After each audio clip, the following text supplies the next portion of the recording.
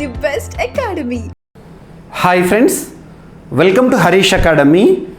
ఈరోజు వార్తలు నిలిచిన జాతీయ, అంతర్జాతీయ, రాష్ట్రీయ అంశాల గురించి, వార్తలు నిలిచిన వ్యక్తులు, అవార్డులు, పుస్తకాలు, మరి క్రీడా సంబంధిత సమాచారం, ఒక్కొక్క అంశాన్ని వివరంగా తెలుసుకుందాం. ఈరోజు ఫస్ట్ టాపిక్ వచ్చేసి ఇటీవల తరచూ వార్తలు నిలుస్తున్న అంశాలపైన అభ్యర్థులు ప్రత్యేక శ్రద్ధ చూపండి.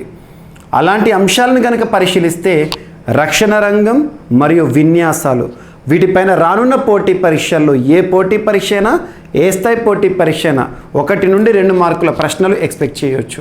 సో ఈరోజు అలాంటి ఒక అంశము, భారతదేశానికి సంబంధించి రక్షణ అవసరాలు తీర్చుకోవడంలో భాగంగా రక్షణ రంగ దిగుమతులకు సంబంధించి ఆమోద ముద్ర మినిస్ట్రీ ఆఫ్ డిఫెన్స్ ఆధ్వర్యంలో, రక్షణ మంత్రిత్వ శాఖ ఆధ్వర్యంలో డిఫెన్స్ అక్విజిషన్ కౌన్సిల్ వారు లేదా మినిస్ట్రీ ఆఫ్ డిఫెన్స్ వారు ఇటీవల భారతదేశంలో రక్షణ రంగ అవసరాలు తీర్చడానికి 26 రఫేల్ మెరైన్ ఎయిర్ క్రాఫ్ట్లని లేదా జెట్లని, సో యుద్ధ విమానాలను, రఫేల్ యుద్ధ విమానాలు గుర్తుంచుకోండి, లేదా రఫేల్ మెరైన్ ఎయిర్ క్రాఫ్ట్ అంటే సముద్ర అవసరాలను, సముద్ర రక్షణ సంబంధిత అవసరాలు తీర్చుకోవడంలో భాగంగా, సో రఫేల్ మెరైన్ ఎయిర్ క్రాఫ్ట్లని మరియు స్కార్పిన్ తరహా సబ్మెరైన్స్ ఏవైతే ఉంటాయో, జలాంతర్గాములు ఏవైతే ఉంటాయో వాటిని ఇంపోర్ట్ చేసుకోవడానికి, మన రక్షణ అవసరాలు తీర్చుకోవడంలో భాగంగా వివిధ దేశాలపైన ఆధారపడుతున్నాం.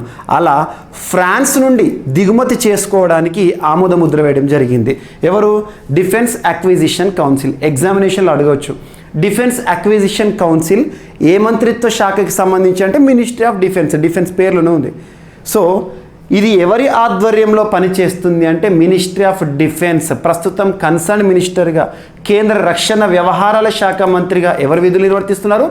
రాజ్నాథ్ సింగ్ గారి ఆధ్వర్యంలోని డిఏసి ఇటీవల ఫ్రాన్స్ నుండి 26 రఫేల్ మెరైన్ ఎయిర్ క్రాఫ్ట్లని మరియు 3 స్కార్పిన్ సబ్మెరైన్లని భారతదేశ రక్షణ అవసరాలు తీర్చుకోవడంలో భాగంగా దిగుమతులపై ఆమోదం వేయడం జరిగింది. సో దిగుమతుల కోసమే ఆమోద ముద్ర వేయడం జరిగింది.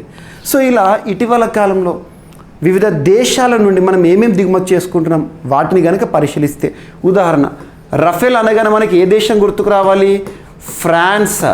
ఫ్రాన్స్ దేశానికి చెందిన దసో సంస్థ రఫేల్ యుద్ధ విమానాలు ఇప్పటికే 36 రఫేల్ యుద్ధ విమానాలను భారతదేశానికి ఇవ్వడం జరిగింది. రక్షణ దిగుమతుల్లో భాగంగా భారతదేశం ఫ్రాన్స్ నుండి దిగుమతి చేసుకోవడం జరిగింది. And at the same time Mirage 2000 యుద్ధ విమానాలను కూడా మనం మన రక్షణ అవసరాలు తీర్చుకోవడంలో భాగంగా ఫ్రాన్స్ నుండే ఇంపోర్ట్ చేసుకుంటున్నాం. ఇక అమెరికాకి సంబంధించి యునైటెడ్ స్టేట్స్ ఆఫ్ అమెరికా నుండి మనం రక్షణ సంబంధిత దిగుమతుల్లో భాగంగా ఏవి చేసుకుంటున్నాం? ఉదాహరణ తీసుకుంటే పోసిడాన్ 8I, ఇవి నిఘా విమానాలు, ఇండియన్ నేవీ ఆధ్వర్యంలో పనిచేస్తున్న సర్విలెన్స్ ఎయిర్ క్రాఫ్ట్లు అనొచ్చు. వీటిని ఏ దేశం నుండి మనం దిగుమతి చేసుకుంటామంటే అమెరికా నుండి. దాంతోపాటు ఇటీవల కాలంలో వార్తలు ఇచ్చిన హర్పూన్ క్షిపణులు కానివ్వండి, హర్పూన్ మిసైల్స్ కానివ్వండి, అండ్ MH-60 రోమియో హెలికాప్టర్స్ కానివ్వండి, MH-60 Romeo helicopters, Apache, Chinook helicopters, and దీంతో పాటు సిగ్ సావర్ లైట్ మిషన్ గన్స్ని మనం అమెరికా నుండి మన రక్షణ అవసరాలు తీర్చుకోవడంలో భాగంగా దిగుమతి చేసుకుంటున్నాం. అండ్ వీటితో పాటు ఇటీవల కాలంలో మనకు ఫ్రాన్స్, USA, ఇక్కడ ఇజ్రాయెల్ దేశాన్ని గుర్తుంచుకోండి. ఇజ్రాయెల్ నుండి మనం ఏమేం దిగుమతి చేసుకుంటున్నాం రక్షణ రంగ దిగుమతులను అంటే heron drones very very important, and sky strikers లేదా సూసైడ్ డ్రోన్స్ అని చెప్పేసి ఒక అధునాతనమైన డ్రోన్లను మనం ఇజ్రాయెల్ నుండి దిగుమతి చేసుకుంటున్నాం. అండ్ వీటితో పాటు నెగెవ్ లైట్ మిషన్ గన్స్ని కూడా మనం ఇజ్రాయెల్ నుండి దిగుమతి చేసుకుంటున్నాం. ఇది ఒకటి ఇంపార్టెంట్. అండ్ స్పెయిన్ నుండి C-295 స్పెయిన్ నుండి మనం దిగుమతి చేసుకోవడం జరుగుతుంది రక్షణ అవసరాల్లో భాగంగా. అండ్ ఇటీవల కాలంలో వార్తలు ఇచ్చిన రష్యాకి సంబంధించి, సో అత్యధికంగా మనం రక్షణ రంగ దిగుమతులను ఏ దేశం నుండి చేసుకుంటామంటే రష్యా నుండి. సో రష్యా నుండి అనగానే మనకు భారత్, రష్యా సంయుక్తంగా తయారు చేసిన అధునాతన క్షిపణులు ఏంటి? బ్రాహ్మోస్ క్షిపణులు గుర్తుంచుకోండి. అండ్ S-400 మిసైల్ సిస్టమ్స్ కానివ్వండి, S-400 మిసైల్ సిస్టమ్స్. అండ్ వీటితో పాటు ఇటీవల వార్తలు ఇస్తున్న మిగ్ విమానాలు కానివ్వండి, వీటిపైన ప్రత్యేక శ్రద్ధ చూపండి. సో అలా రక్షణ రంగ దిగుమతులపైన ఖచ్చితంగా క్వశ్చన్స్ వస్తాయి. ఇక్కడ defence acquisition council DAC abbreviation గుర్తుంచుకోండి.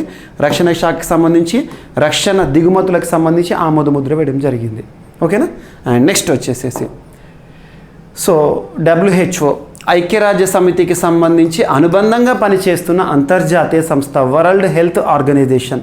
వరల్డ్ హెల్త్ ఆర్గనైజేషన్ యొక్క హెడ్ క్వార్టర్ ఎక్కడ? జెనీవా ఎక్కడ? స్విట్జర్లాండ్ కేంద్రంగా పనిచేస్తుంది, జెనీవా వేదికగా పనిచేస్తుంది.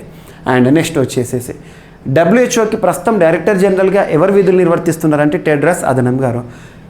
ప్రపంచవ్యాప్తంగా కొన్ని భయానక వ్యాధులు ఇటీవల వార్తలకు వస్తున్నాయి. వైరల్ డిసీజెస్ కానివ్వండి, రకరకాల వింత వ్యాధులు బయటకు వస్తున్నాయి. మనం లాస్ట్ 2 days బ్యాక్ దక్షిణ అమెరికా ఖండంలోని పెరు దేశాన్ని, చిలీ దేశాన్ని అతలాకుతలం చేస్తున్న గెలన్ బరే కానివ్వండి సిండ్రోమ్ అని చెప్పేసి ఒక వింత వైరస్ అని చెప్పేసి డిస్కస్ చేసాం. ఇక్కడ ఏమంటుంది అంటే వరల్డ్ హెల్త్ ఆర్గనైజేషన్ ప్రపంచ దేశాలను అలర్ట్ చేస్తుంది. ఎందుకు అలర్ట్ చేస్తుందంటే ఇప్పటి వరకు బర్డ్ ఫ్లూ అనేది క్షీరదాలకు వ్యాపించలేదు. ముఖ్యంగా క్షీరదం అంటే ఏంటి? పాలిచ్చి పెంచేవి. ఇక్కడ బర్డ్ ఫ్లూకి సంబంధించి ఏవియన్ ఇన్ఫ్లుయెన్జా బర్డ్ ఫ్లూలో ఒక రకం. ఆ రకం ఏంటంటే H5N1 బర్డ్ ఫ్లూ. ఈ రకమైన ఏవియన్ ఇన్ఫ్లుయెన్జా ఏదైతే ఉంటుందో, వైరస్ ఏదైతే ఉంటుందో, ఇవి ముఖ్యంగా మానవాళికి కూడా ప్రమాదకరంగా మారబోతుంది. మానవులకి కూడా బర్డ్ ఫ్లూ ముప్పు ఉంది అని చెప్పేసి ఐక్యరాజ్య సమితికి అనుబంధంగా పనిచేస్తున్న WHO హెచ్చరికలను జారీ చేసింది. ఇది ఒకటి గుర్తుంచుకోండి బర్డ్ ఫ్లూకి సంబంధించి. అండ్ నెక్స్ట్ వచ్చేసేసి ఇటీవల భారత ప్రధాని నరేంద్ర మోదీ గారి విదేశీ పర్యటనల గురించి తరచూ మనం చూస్తున్నాం. లాస్ట్ జూన్ మంత్ గనక తీసుకుంటే June 21 సబ్జెక్టు కండిషన్, ఆ సమయంలో ఐక్యరాజ్య సమితి, ఆ తర్వాత యునైటెడ్ స్టేట్స్ ఆఫ్ అమెరికా పర్యటన, ఇవన్నీ చూసాము. అండ్ ఇక్కడ ఫ్రాన్స్ ఇటీవల బ్యాస్టిల్ డే సందర్భంగా అంటే ఫ్రాన్స్ జాతీయ దినోత్సవం ఏదైతే ఉంటుందో జాతీయ దినోత్సవానికి ముఖ్య అతిథిగా వెళ్ళిన మన భారత ప్రధాని నరేంద్ర మోదీ గారిని ఫ్రాన్స్ అధ్యక్షుడు ఎమాన్యుయల్ మెక్రాన్ గారు ఇటీవల ఆ దేశంలోనే అత్యున్నత పురస్కారంతో సత్కరించారు. ఆ పురస్కారం పేరేంటి అంటారు? పేర్లు గుర్తుంచుకోండి. గుర్తుండవు ఎందుకంటే అన్ని పేర్లు ఒకే రకంగా ఉంటాయి. కానీ 1కి 2 సార్లు రివైజ్ చేయండి, రిపీటెడ్గా చదవండి, ఎగ్జామినేషన్ హాల్లో గుర్తొస్తాయి, గుర్తుపడతారు. So grand cross of the legion of honour, grand cross of the legion of honour ప్రతిష్టాత్మక పురస్కారం. ఏ దేశ అత్యున్నత పురస్కారం? ఇటీవల నరేంద్ర మోదీ గారికి రావడం జరిగింది అంటారు ఫ్రాన్స్కి సంబంధించి. సో వీటితో పాటు ఆల్మోస్ట్ ఒక 17 అంతర్జాతీయ పురస్కారాలు నరేంద్ర మోదీ గారు ఇటీవల ఏ అంతర్జాతీయ పురస్కారాన్ని పొందారు, ఏ దేశం ఏ విధంగా సత్కరించింది. ఉదాహరణ తీసుకుంటే ఈజిప్ట్కి సంబంధించిన పురస్కారం కానివ్వండి, అత్యున్నత పురస్కారం, వీటిపైన క్వశ్చన్స్ వస్తాయి. రానున్న Group 2 ఎగ్జామినేషన్ వీటిపైన క్వశ్చన్ రావచ్చు. ఈ 17 పురస్కారాలు ఏవైతే ఉంటాయో, అంతర్జాతీయ పురస్కారాలు ఏవైతే ఉంటాయో వాటన్నిటినీ కూడా మీకు ప్రవీణ్ సార్ క్లాసెస్ యూట్యూబ్ ఛానల్లో, so Praveen sir classes YouTube ఛానల్ని ఇప్పటివరకు సబ్స్క్రైబ్ చేసుకుని వారు ఎవరైనా ఉంటే ఈరోజే సబ్స్క్రైబ్ చేసుకోండి Praveen sir classes YouTube channel.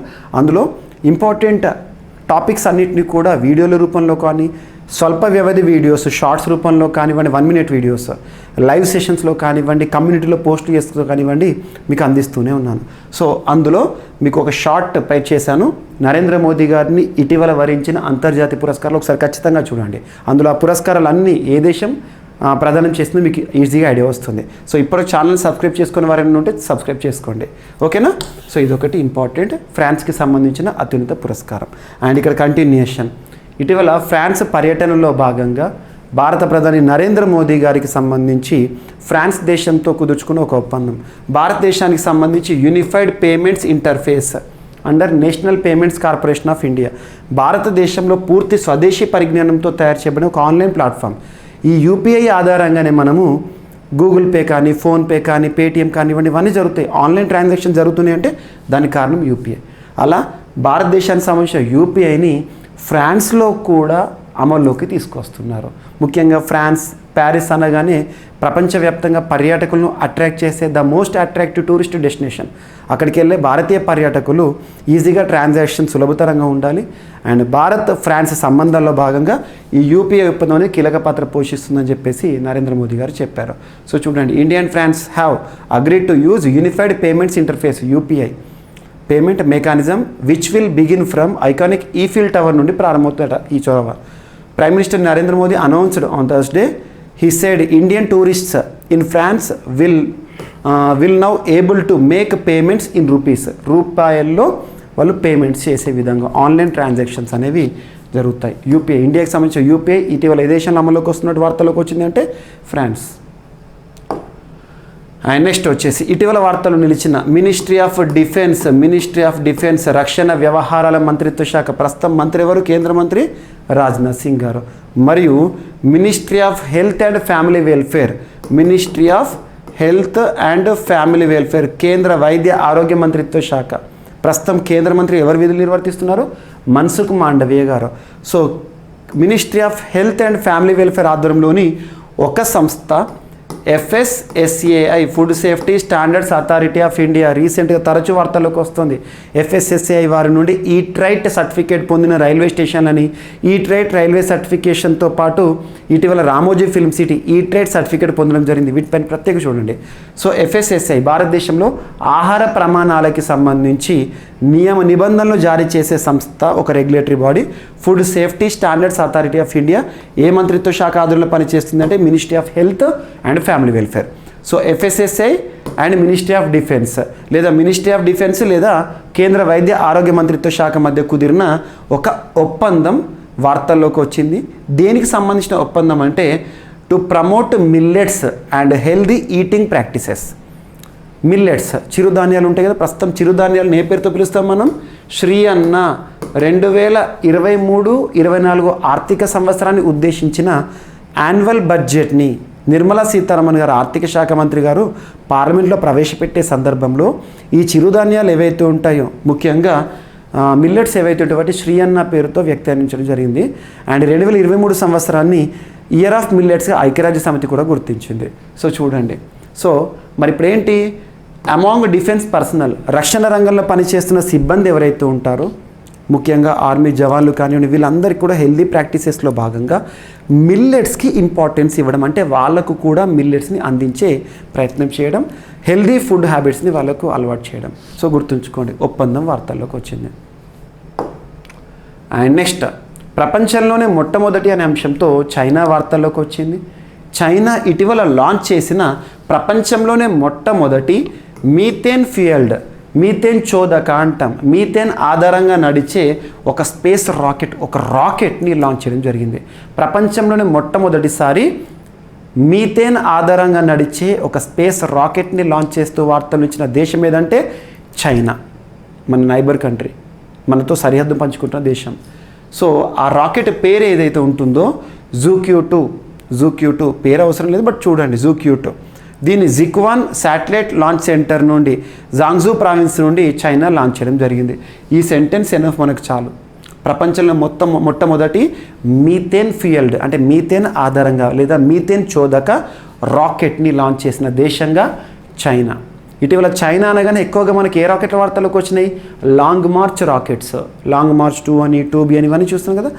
భారతదేశానికి PSLV రాకెట్స్ ఏ విధంగా అయితే పనిచేస్తాయో చైనాకి సంబంధించి లాంగ్ మార్చ్ కూడా అంత సక్సెస్ఫుల్. సో ఇదైతే గుర్తుంచుకోండి.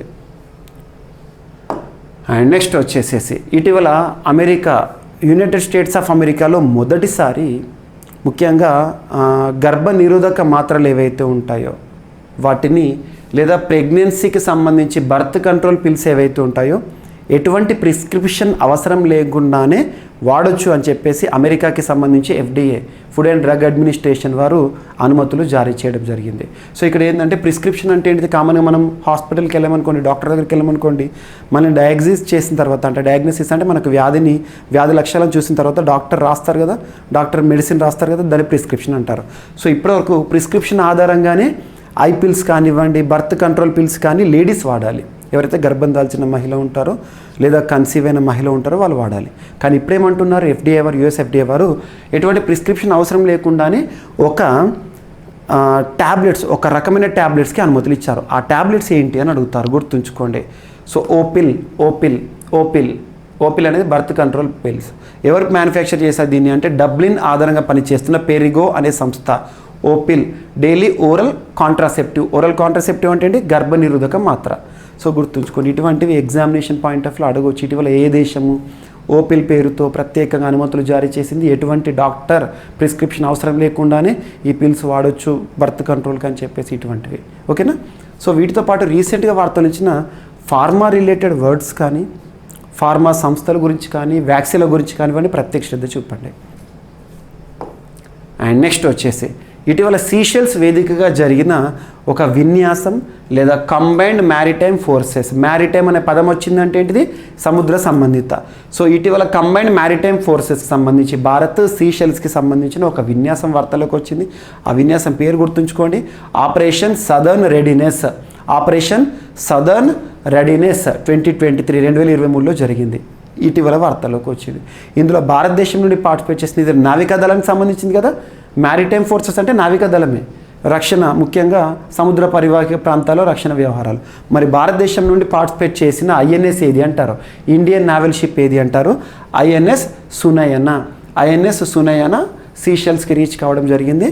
ఈ విన్యాసాల్లో లేదా ఈ కంబైన్డ్ మ్యారిటైమ్ ఫోర్సెస్లో పార్టిసిపేట్ చేసింది అని చెప్పేసి ఇండియన్ నేవీ వారు సమాచారం ఇవ్వడం జరిగింది. అండ్ నెక్స్ట్ ఇటీవల వార్తల్లోకి వచ్చిన ఒక సమ్మిట్. ఆ సమ్మిట్ పేరు ఏంటంటే India mobile Congress. India mobile Congress ఎప్పుడు జరగబోతోందంటే 2023 సంవత్సరం అక్టోబర్ మంత్ 27 నుండి 29, 27, 28, 29 3 రోజుల పాటు జరగబోతోంది సదస్సు ఇండియా మొబైల్ కాంగ్రెస్. దీని యొక్క థీమ్ ఏంటి అంటే, ఈ సమ్మిట్ యొక్క థీమ్, సదస్సులకు థీమ్స్ అనేవి ఉంటాయి, వెరీ వెరీ ఇంపార్టెంట్. సదస్సు థీమ్ల పైన క్వశ్చన్స్ వస్తాయి, డేస్ థీమ్స్ పైన క్వశ్చన్స్ వస్తాయి. సో గ్లోబల్ డిజిటల్ ఇన్నోవేషన్ అనేది ఈ సదస్సు యొక్క థీమ్. ఎప్పుడు జరగబోతోంది? న్యూఢిల్లీ వేదికగా, భారత రాజధాని న్యూఢిల్లీ వేదికగా 27 అక్టోబర్ నుండి 29 అక్టోబర్ వరకు జరగబోతోంది. మరి ఇప్పుడు ఎందుకు మనం డిస్కస్ చేస్తున్నామంటే, కన్సర్న్ మినిస్ట్రీ ఆఫ్ ఐటీ పరిధిలోనే కదా, ఐటీ అండ్ ఎలక్ట్రానిక్స్ పరిధిలో అశ్విని కుమార్ వైష్ణవ్ గారు కేంద్ర మంత్రిగా ఉన్నారు, రైల్వే శాఖ మంత్రిగా కూడా తనే. ఈ ఈవెంట్కి సంబంధించి కర్టెన్ రైజర్ ప్రోగ్రామ్ చేశారు. కర్టెన్ రైజర్ అంటే ఈ వేడుక ప్రారంభం కాబోతుంది అప్పుడు అని చెప్పేసి, లైక్ మూవీ రిలీజ్ అయ్యే ముందు ట్రైలర్ లాంటిది అన్నట్టు. సో చూడండి, Ashwini Kumar Vaishnaw inaugurated curtain raiser of IMC 2023 in New Delhi. So ఇది చూడండి, ప్రస్తుతం G20కి అధ్యక్ష బాధ్యతలను భారత్ నిర్వర్తిస్తోంది కాబట్టి ప్రతి ఒక్క సదస్సుకి సంబంధించిన లోగోస్ ఏవైతే ఉంటాయో అందులో G20 లోగో కనబడుతుంది. అండ్ నెక్స్ట్ వచ్చేసేసి ఇంకొకటి, ట్రెడిషనల్ మెడిసిన్కి సంబంధించి ఇండియా ఏసియన్ సంబంధాల్లో భాగంగా ministry of Ayush and ports, waterways, shipping concern minister, కేంద్ర మంత్రి ఎవరు విధులు నిర్వర్తిస్తున్నారు? సర్బానంద సోనోవాల్ గారు, అస్సాం రాష్ట్ర మాజీ ముఖ్యమంత్రి. సో తను కూడా కర్టెన్ రైజర్ ప్రోగ్రామ్ చేశారంటే, ఒక కర్టెన్ రైజర్ రానున్న రోజుల్లో జరగనున్న సదస్సు. సో 2023 జూలై 20వ తేదీన ఢిల్లీ వేదికగా జరగనున్న ఒక స్పెషల్ కాన్ఫరెన్స్. ఆ కాన్ఫరెన్స్ ఏంటంటే conference on traditional medicine between India and ASEAN, association of south east Asian nations, ASEAN. So association of south east Asian nations. So India Asian సంబంధాల్లో భాగంగా రీసెంట్గా ట్రెడిషనల్ మెడిసిన్కి సంబంధించిన సదస్సు జరగబోతోందని కర్టెన్ రైజింగ్ ప్రోగ్రామ్ జరిగింది. ఎప్పుడు జరగబోతోందంటే July 20th రోజున జరగబోతోంది. ఇది ఒకటి ఇంపార్టెంట్. ఇది మీ ఏ మంత్రిత్వ శాఖ ఆధ్వర్యంలో అంటే మినిస్ట్రీ ఆఫ్ ఆయుష్. ప్రస్తుతం కన్సర్న్ మినిస్టర్ ఎవరు? Sarbananda Sonowal. And next Arunachal Pradesh. Bharat China మధ్య వివాదాస్పద ప్రాంతాలు ఉంటాయి ఇండో సైనో బార్డర్లో, భారత్ చైనా సరిహద్దుల్లో లైన్ ఆఫ్ యాక్చువల్ కంట్రోల్ అంటాం కదా. లాస్ట్ ఇయర్ కూడా మనం చూస్తే తవాంగ్ డిస్టిక్ అరుణాచల్ ప్రదేశ్లో చాలా వరకు భారత సైనికులకు చైనా సైనికుల మధ్య ఘర్షణ చోటు చేసుకుంది. అండ్ భారత్ చైనా మధ్య సరిహద్దు వెంట LAC వెంట సీజ్ ఫైర్ ఒప్పందం ఉంది, కాల్పుల విరమణ ఒప్పందం 1962 ఆధారంగా. అక్కడ ఒక్క తుపాకీ కూడా పేలకూడదు, కానీ ఘర్షణలు జరుగుతున్నాయి. సో ఇక్కడ చైనా వాదన ఏంటంటే అరుణాచల్ ప్రదేశ్ వాళ్ళదే అని చెప్పేసి వారు అఫిషియల్గా రిలీజ్ చేసే మ్యాప్లో కూడా అరుణాచల్ ప్రదేశ్ భూభాగాన్ని వారి లోపల చూపిస్తారు, ఇండియాలో లేదని చూపిస్తారు. రీసెంట్గా అమెరికా కూడా ఇందులో ఇన్వాల్వ్ అవుతుంది. ప్రతిసారి ఏమంటుంది అమెరికా? అరుణాచల్ ప్రదేశ్ భారత భూభాగంలో భాగమే అని చెప్పేసి. ఈరోజు అటువంటి ఒక అంశము, అరుణాచల్ ప్రదేశ్ భారత్లో అంతర్భాగమే అని చెప్పేసి ఎవరు చెప్పారు? అమెరికా సెనేట్ తీర్మానాన్ని ఆమోదించిన US సెనేట్, అమెరికాకి సంబంధించిన సెనేట్, పార్లమెంట్ అన్నట్టు. సరిహద్దుల విషయంలో భారత్ను పదే పదే కవ్విస్తున్న చైనాకు అగ్రరాజ్యం గట్టిగా షాక్ ఇచ్చింది. అరుణాచల్ ప్రదేశ్ భారత్లో అంతర్భాగమేనని గుర్తించింది. ఈ మేరకు US సెనేట్, అమెరికాకు సంబంధించిన పార్లమెంట్ తీర్మానాన్ని ఆమోదించింది. ప్రధాని మోదీ ఇటీవల అమెరికాలో పర్యటించిన కొద్ది వారాలకే ఈ ప్రకటన వెలువడడం ప్రాధాన్యతను సంతరించుకుంది. చైనా, అరుణాచల్ ప్రదేశ్ మధ్య ఉన్న మెక్మహన్ రేఖని అంతర్జాతీయ సరిహద్దుగా ఈ తీర్మానం గుర్తిస్తోంది. అండ్ రాడ్ క్లిఫ్ ఎక్కడ? India Pakistan, India Bangladesh. ఇవి గుర్తుంచుకోండి. అమెరికా అరుణాచల్ ప్రదేశ్ను భారత్లో అంతర్భాగంగా చూస్తున్నట్లు దీంతో స్పష్టమవుతోంది. అలాగే ఒకే రకమైన అభిప్రాయాలు కలిగిన భాగస్వాములతో సహకారాన్ని పెంపొందించుకునేందుకు కట్టుబడి ఉన్నామని చెప్పడం జరుగుతుంది. గుర్తుంచుకోండి. అండ్ నెక్స్ట్ వచ్చేసేసి ఇటీవల మన భారతదేశ చరిత్రలో రైల్వేలు కూడా భాగమే. రైల్వేలు కూడా భారతదేశ చరిత్రలో భాగమే. అలాంటిది మొదట్లో బొగ్గు ఆధారంగా, ఆవిరి ఆధారంగా నడిచిన రైల్వేలు మనకి ఇప్పటికీ గుర్తుంటాయి. ప్రస్తుతం రైల్వే లైన్స్ అన్నీ కూడా ఎలక్ట్రిఫై అయిపోయినాయి. Electrification of Indian railways. So మన చరిత్రను స్మరిస్తూ ఆ మర్చిపోని జ్ఞాపకాలను మరొకసారి ప్రతిబింబించేలా ఎలక్ట్రిక్ ట్రైన్స్ అయినా, అంటే విద్యుత్ ఆధారంగా నడిచే రైళ్ళనైనా కూడా మన భారతదేశంలోని పురాతన ప్రాంతాలను కలిపే ట్రైన్స్ ఏవైతే ఉంటాయో వాటిని ఓల్డ్ లుక్లో లాంచ్ చేస్తున్నారు. ఓల్డ్ లుక్ అంటే అప్పుడు ఆవిరి ఆధారంగా నడిచే ట్రైన్స్ ఉంటాయి కదా, పాత look. Ministry of railways Ashwini Kumar Vaishnaw గారు వీటిని లాంచ్ చేయడం జరిగింది. సదర్న్ రైల్వే పరిధిలో హెరిటేజ్ ట్రైన్స్ని ప్రారంభిస్తున్నారు. చారిత్రక రైలు heritage special train with vintage looking loco. అంటే మన చరిత్రకు సంబంధించి మొదట్లో రైల్వేకి సంబంధించిన ఆవిరి ఆధారంగా నడిచే రైల్వేలు ఏవైతే ఉంటే వాటి ఆధారం కనబడుతుంది, కానీ ఆవిరి ఆధారం నడవదు. ఇవి ఎలక్ట్రిఫైడ్ ట్రైన్సే, కాకపోతే ఏంటంటే లుకింగ్ మనకు చరిత్రను గుర్తించేలా, ఒక ప్రతిబింబించేలా. అండ్ నెక్స్ట్ వచ్చేసేసి సో యాక్చువల్లీ ఈ టాపిక్ మనం రీసెంట్గా డిస్కస్ చేయాల్సింది ఓవర్లుక్లో స్కిప్ అయిపోయింది, మీకు ఇప్పుడే యాడ్ చేస్తున్నాను. నేషనల్ కమిషన్ ఫర్ ఎస్టీస్ అంటే జాతీయ షెడ్యూల్డ్ తెగల కమిషన్. జాతీయ షెడ్యూల్డ్ తెగల కమిషన్ అనేది ఈ క్రింది వాటిలో ఏది అంటారు? రాజ్యాంగబద్ధ సంస్థ. రాజ్యాంగబద్ధ సంస్థ అంటే ఏంటిది? ఏదైనా ఒక సంస్థకి సంబంధించిన ప్రస్తావన గురించి భారతదేశంలోని అత్యున్నత చట్టమైన రాజ్యాంగంలో ఒక నిబంధన రూపంలో గనక ఉంది అంటే అది రాజ్యాంగబద్ధ సంస్థ. మరి మొదట్లో ఎన్సిఎస్టీ అనేది జాతీయ షెడ్యూల్డ్ కులాల కమిషన్లో భాగంగా ఉండేది. నేషనల్ కమిషన్ ఫర్ ఎస్సీస్ ఆర్టికల్ 338లో భాగంగానే ఉండేది. కానీ 89వ రాజ్యాంగ సవరణ 2003 సంవత్సరం 89వ రాజ్యాంగ సవరణ ఆధారంగా జాతీయ షెడ్యూల్డ్ కులాల కమిషన్ నేషనల్ కమిషన్ ఫర్ ఎస్సీస్ నుండి నేషనల్ కమిషన్ ఫర్ ఎస్టీస్ని వేరు చేయడం జరిగింది. రెండు రాజ్యాంగబద్ధ సంస్థలుగానే పనిచేస్తున్నాయి, కానీ ఎవరి విధులు వాళ్ళకే ఉంటాయి, ఎవరి చైర్పర్సన్స్ వాళ్ళకే ఉంటారు. అలా NCST national commission for scheduled tribes ఏదైతే ఉంటుందో ఆ సంస్థకి సంబంధించిన చైర్పర్సన్ ఇటీవల రిజైగ్నేషన్ అంటే రాజీనామా చేస్తూ వార్తలోకి వచ్చారు. తన పదవీ కాలం ఇంకొక 8 నెలలు ఉండగానే రాజీనామా చేయడం అనేది చర్చనీయాంశమైంది. తన పేరేంటిది? హర్ష్ చౌహాన్ గారు ఇటీవల ఒక రాజ్యాంగబద్ధ సంస్థకు రాజీనామా చేశారు. ఈ క్రింది వాటిలో ఆ రాజ్యాంగబద్ధ సంస్థ ఏది అంటారు? గుర్తుంచుకోండి. నెక్స్ట్ సో క్రీడలకు సంబంధించిన క్వశ్చన్స్ ఖచ్చితంగా వస్తాయి. ఇక్కడ వింబుల్డన్ అంటేనే లండన్, ఇంగ్లాండ్ వేదికగా జరుగుతుంది. సో వింబుల్డన్ మహిళల టోర్నీ నిన్నటి రోజున ముగిసింది. మన ఈ video evening everyday 7 o'clock release అవుతుంది కాబట్టి మనకు అందుతున్న సమాచారం వరకు ఇంకా పురుషుల ఫైనల్ రిజల్ట్స్ రావాల్సి ఉంది. సో ఇక్కడ మహిళల సింగిల్స్ విజేతగా మాత్రం వింబుల్డన్ మహిళల సింగిల్స్ విజేతగా ఎవరు వార్తలోకి వచ్చారు అంటారు? వొండ్రుసోవా. సో చూడండి, వింబుల్డన్ మహిళల సింగిల్స్లో చెక్ రిపబ్లిక్ క్రీడాకారిణి వొండ్రుసోవా విజయం సాధించింది. ప్రత్యర్థి టునీషియాకు చెందిన జాబెర్పై తొలి 2 సెట్స్లోనే 6-4, 6-4 పాయింట్ల తేడాతో గెలుపొంది గ్రాండ్ స్లామ్లో ఖాతా తెరిచింది. గుర్తుంచుకోండి, ఇప్పటికే వరుసగా 2 సార్లు ఫైనల్ 4లో ఓటమి చవి చూసిన జాబెర్ తాజా మ్యాచ్లోని విఫలమైంది. లాస్ట్ మనం ఈ గ్రాండ్ స్లామ్స్ ఏవైతే ఉంటాయి గ్రాండ్ స్లామ్ నుండి క్వశ్చన్స్ వస్తాయి. మనం ఆస్ట్రేలియన్ ఓపెన్ కానివ్వండి, అండ్ రీసెంట్గా ముగిసిన ఫ్రెంచ్ ఓపెన్ కానివ్వండి, వింబుల్డన్ కానివ్వండి, యుఎస్ ఓపెన్ కానివ్వండి, రానున్న రోజుల్లో ఈ 4 గ్రాండ్ స్లామ్లకు సంబంధించి ప్రత్యర్థులు విజేతలు ఖచ్చితంగా ఎగ్జామినేషన్లో క్వశ్చన్. గుర్తుంచుకోండి. ఇక్కడ మహిళల సింగిల్స్, పురుషుల సింగిల్స్ గురించి మనం రేపటి క్లాస్లో చూద్దాము. సో ఇవి ఫ్రెండ్స్ ఈరోజు వార్తలు నిలిచిన అంశాలు. ఒకసారి ర్యాపిడ్గా చూస్తే భారతదేశ రక్షణ రంగ దిగుమతులకు సంబంధించి డిఫెన్స్ అక్విజిషన్ కౌన్సిల్ వారు ఆమోద ముద్ర వేయడం జరిగింది. ఫ్రాన్స్ నుండి దిగుమతి కానున్న అధునాతన ఆయుధాలు. అండ్ బర్డ్ ఫ్లూ, మానవులకు కూడా బర్డ్ ఫ్లూ ముప్పు ఉంది అని చెప్పేసి ఐక్యరాజ్య సమితికి అనుబంధంగా పనిచేస్తున్న ప్రపంచ ఆరోగ్య సంస్థ హెచ్చరికలు జారీ చేసింది H5N1 గురించి. అండ్ ప్రధానమంత్రి మోదీని వరించిన మరొక అంతర్జాతీయ పురస్కారం, ప్రతిష్టాత్మక పురస్కారం, ఫ్రాన్స్ అత్యున్నత పురస్కారం grand cross of the legion of honour. And భారతదేశానికి సంబంధించిన యూనిఫైడ్ పేమెంట్స్ ఇంటర్ఫేస్ ఇక మీదట ఫ్రాన్స్లో కూడా ప్రారంభం కాబోతోంది.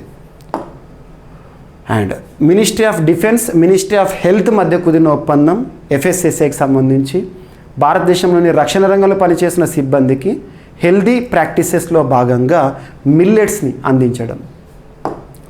అండ్ ప్రపంచంలోని మొట్టమొదటి మీథేన్ ఆధారంగా నడిచే ప్రత్యేకమైన రాకెట్లను లాంచ్ చేస్తూ చైనా వార్తల్లోకి వచ్చింది. అండ్ అమెరికా దేశంలో మొదటిసారి ఎటువంటి డాక్టర్ ప్రిస్క్రిప్షన్ అవసరం లేకుండానే కాంట్రాసెప్టివ్స్ లేదా పిల్స్ వాడొచ్చు అని చెప్పేసి, గర్భనిరోధక మాత్రలు వాడొచ్చు అని చెప్పేసి ఓపిల్ వార్తల్లోకి వచ్చింది. అండ్ ఇటీవల వార్తల్లోకి వచ్చిన ఆపరేషన్ సదర్న్ రెడీనెస్లో భారతదేశం తరపున పార్టిసిపేట్ చేసిన ఐఎన్ఎస్ సునయన సీషెల్స్లో జరిగింది. అండ్ గ్లోబల్ డిజిటల్ ఇన్నోవేషన్ థీమ్తో రానున్న అక్టోబర్ 9 జరగనున్న India mobile congress curtain raiser program. And ఇంకొక కట్ అండ్ రేజర్ ప్రోగ్రామ్ ఏంటంటే conference on traditional medicine between India and ASEAN. Next వచ్చేసి అరుణాచల్ ప్రదేశ్ భారత్లో ఎప్పటికీ అంతర్భాగమే అని చెప్పేసి అమెరికా సెనెట్ ఆమోదముద్ర. అండ్ మన చరిత్రలో రైల్వేలు భాగం కాబట్టి చారిత్రక రైళ్లను హెరిటేజ్ స్పెషల్ ట్రైన్స్గా ప్రారంభించింది మినిస్ట్రీ ఆఫ్ రైల్వేస్. అండ్ జాతీయ షెడ్యూల్డ్ తెగల కమిషన్కి సంబంధించిన చైర్పర్సన్ హర్ష చౌహాన్ గారు రాజీనామా చేస్తూ వార్తలోకి వచ్చారు. అండ్ వింబుల్డన్ మహిళల సింగిల్స్ విజేతగా వొండ్రుసోవా గారు వార్తలోకి వచ్చారు, ట్యునీషియాకు చెందిన జాబర్పై గెలుపొందుతూ. ఇవి ఫ్రెండ్స్ ఈరోజు వార్తలు నిలిచిన అంశాలు. మిస్లేనియస్ అంశాలు ఏమైనా మిగిలిపోతే రేపటి క్లాస్లో జోడించి మరొకసారి నేర్చుకుందాం. రేపు కలుద్దాం. Thank you.